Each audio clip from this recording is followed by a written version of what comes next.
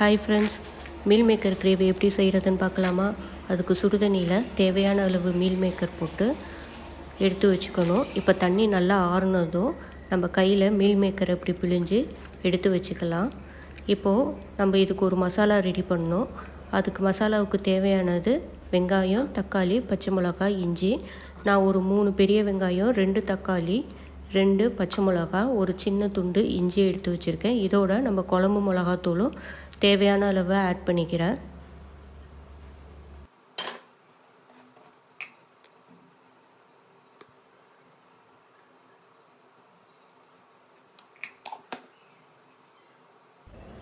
இப்போ மசாலா ரெடியானதும் ஒரு பேனில் நான் ஆயில் ஆட் பண்ணிவிட்டு, அந்த ஆயில் நல்லா சூடானதும் நம்ம அரைச்சி வச்சுருக்க மசாலாவை நான் ஆட் பண்ணிக்கிறேன். இந்த மசாலாவை நம்ம ஒரு 10 to 15 மினிட்ஸ் நல்லா லோ ஃப்ளேமில் நம்ம குக் பண்ணணும்.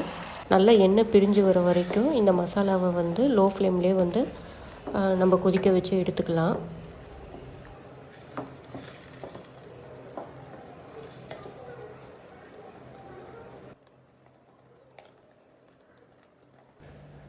இப்போ நான் கிரேவிக்கு தேவையான அளவு உப்பு சேர்த்து கலந்து விட்டுக்கிறேன்.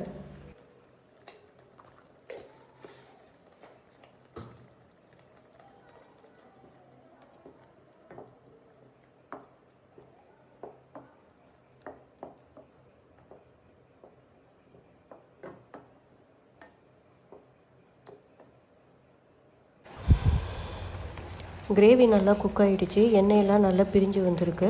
ஸோ இந்த ஸ்டேஜில் நான் மீல் மேக்கர் ஆட் பண்ணிக்கிறேன்.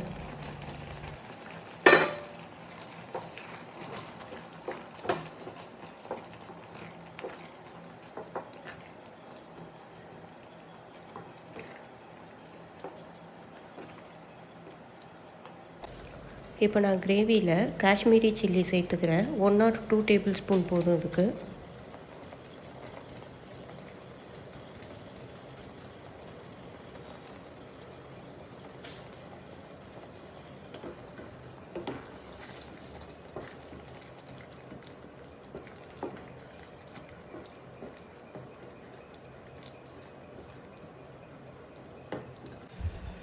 கிரேவி ரெடி ஆகிடுச்சு. இதில் நான் கொத்தமல்லி, கருவேப்பிலை போட்டு கலந்து விட்டுக்கிறேன்.